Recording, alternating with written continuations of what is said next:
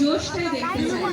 আচ্ছা, আমাদের বন্ধুদের জন্য একটা অ্যানাউন্সমেন্ট আছে। আজকের এত সুন্দর একটা অনুষ্ঠান আমাদের জলপাইগুড়ির বুকে first time tata IPL fan park 2024 আমাদের এন্টারটেইনমেন্টের জন্য আয়োজন করেছে।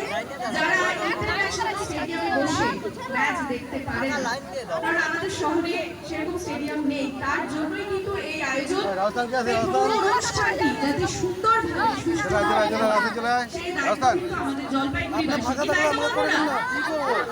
তাই তো বন্ধুরা?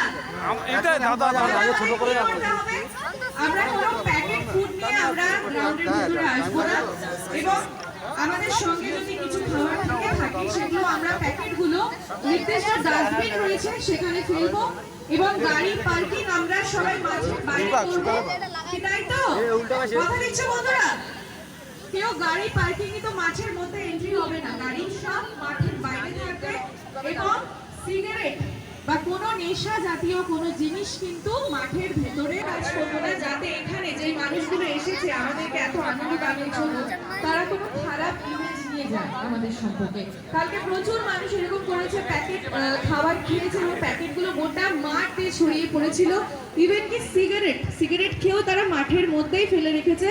এখানে কার্পেট পাতা, যে কোনো মুহূর্তে একটা বড় অ্যাক্সিডেন্ট ঘটে যেতে পারে।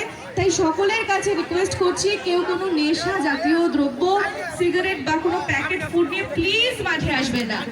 সো আমরা এনজয় করার জন্য তৈরি তো বন্ধুরা? আচ্ছা, আজকে কাদের ম্যাচ তোমাদের থেকে শুনতে চাই। আজকে কাদের ম্যাচ হচ্ছে? আর